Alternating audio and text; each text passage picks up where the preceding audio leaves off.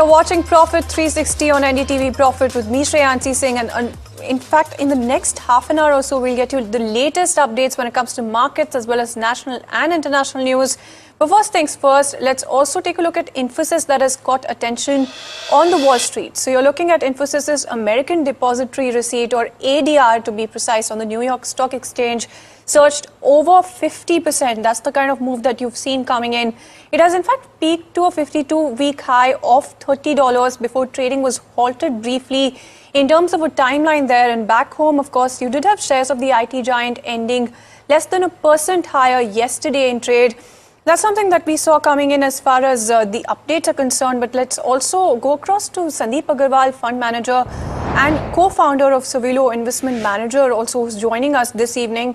Thank you so much, Mr. Agarwal, for taking time out and joining us. First things first, what I wanted to understand is that this seems to be a largely technical move. So how are you really reading into it? And is there at all like a long-term implication that you're penciling in when it comes to this one?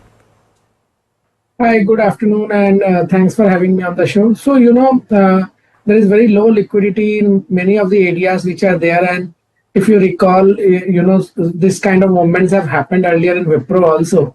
Not to that extent, but, there have been substantial premium in the areas because of liquidity issue. Now, this event which has happened yesterday is largely a technical glitch because none of the news or none of the information which has come out either at that time or later on warrants any kind of move. Honestly, this kind of moves don't happen fundamentally ever unless there is a big buyback announcement or some kind of event where there is a directly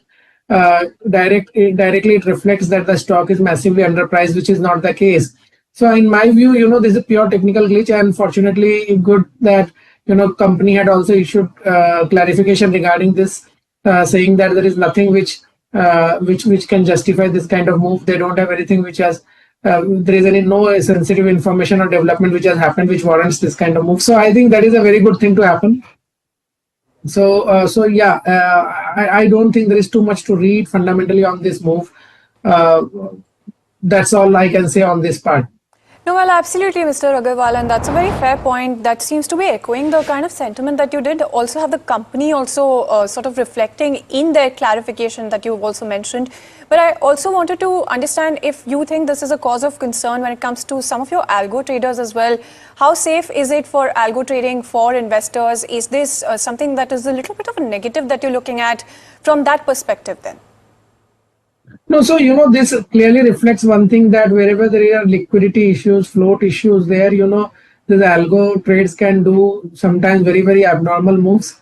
And yesterday's Infosys move in the ADR clearly, reflects that. So I think, generally where the liquidities are low, this kind of events can happen. And I think, people who are into speculative activities, they should be very, very careful, because when this kind of event happens, the losses which can occur could be huge. If you see the volume yesterday which has happened in the ADR is a substantial amount of volume. So surely, there is someone who would have lost big money and someone who would have made money. So I think, this kind of things must also be taken into account while, using any kind of rumor information or any kind of trading through platforms. Unless you are very, very sure what you are doing and there is a genuine reason to do it, I think this speculative part should be very careful. And that is what is the lesson from yesterday's event in my view. Well, absolutely. And that seems to be a little bit of a takeaway, a little bit of a lesson there when it comes to this. There's a lack of a fundamental trigger when it comes to this in terms of the factors that are driving this rally. It's an algorithm-based rally that we've seen coming in when it comes to this ADR. Thank you so much, Mr. Agarwal, for joining us. But before we let you go, I quickly also wanted to understand what your perspective is when it comes to the entire sector as a whole. We've understood for now that, when it comes to this one, in terms of the ADR, there's not a long-term implication that we're penciling in. This is largely not fundamental based as well, and it's a little bit of a lesson in a case in point for the traders as well, for the algo traders. But when it comes to the overall sector, is there any sort of opinion that you have in terms of what the sector can be expecting going forward as well?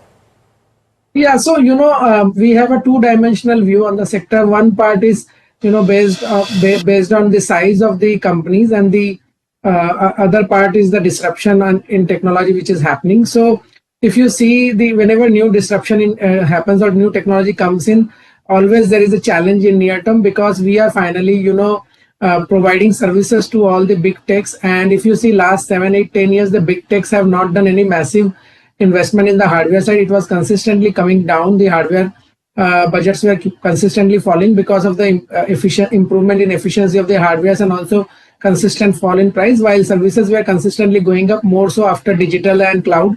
Now, for the first time after a long time, the hardware has started picking up in a big way because of the demand for GPUs, because of AI and all, and the services has taken a setback.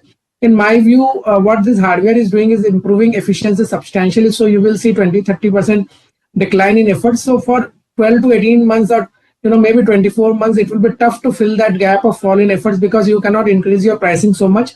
So I think the whole sector will see a lower growth, not only Indian players but globally in the services side.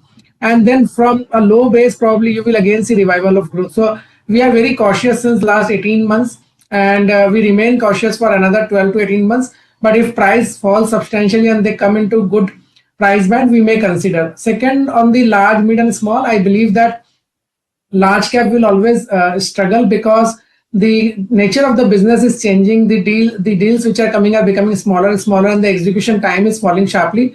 So the advantage of very low participation from players in any large deal, it has gone away from all the large players, because now balance sheet is not a criteria, or doesn't remain a big criteria for participating in a lot of deals. And that is the reason the mid and small caps have mid caps have done phenomenally well in last 5 years, and I believe going forward even the small caps will do well. So it will be a sector in next 5 years where small caps should do well, than better than mid cap, and mid cap will do better than large cap in terms of growth. Now you have to always obviously look at the price earning ratio and the peg ratio to analyze what you want to buy. But this sector will not see the kind of growth it has seen in the past in coming 3 to 5 years, because of fall in efforts. Well, absolutely, and I'm glad that you've pointed out that little bit of themes that we should be looking at, and the trends that we can also be expecting to look at closely going forward as well. But Mr. Agarwal, quickly before we let you go, I also wanted to just try and get a sense of the two themes that really stand out to you from amongst the ones that you've stated out, or just in general, stepping into 2026 now, since we're wrapping up the year. What are the two themes in the IT sector that really stand out to you? So if we get a good price for any ER&D player, we will definitely look at it, because ER&D as a sector will do much better than IT services for next 10 years at least, because in ER&D the penetration is 1/3 or 1/4 of the IT services. So any company in ER&D space, if we get at peg ratio below 2 times or around 1.5 times, we will definitely be very happy to look at it. And second theme, we are now very aggressively looking for companies which are India centric, because what has happened in last decade or so, because of low margin in India offerings, a lot of large players have gone away from offering services in India, and there is a huge demand of services in India now. So we are looking for India centric listed small players. Unfortunately, there are very few there, so a lot of tasks to do there, but I think these two themes should do phenomenally well. Well, absolutely, and that's quite the task. Thank you so much, Mr. Agarwal, for helping us out understand the perspective when it comes to 2026, when it comes to the entire IT sector as a whole. But there you go, that's the view coming in terms of this not having a long-term implication when it comes to emphasis, and that's the word coming in from Mr. Agarwal as well. But let's also quickly take a look at Shriram Finance.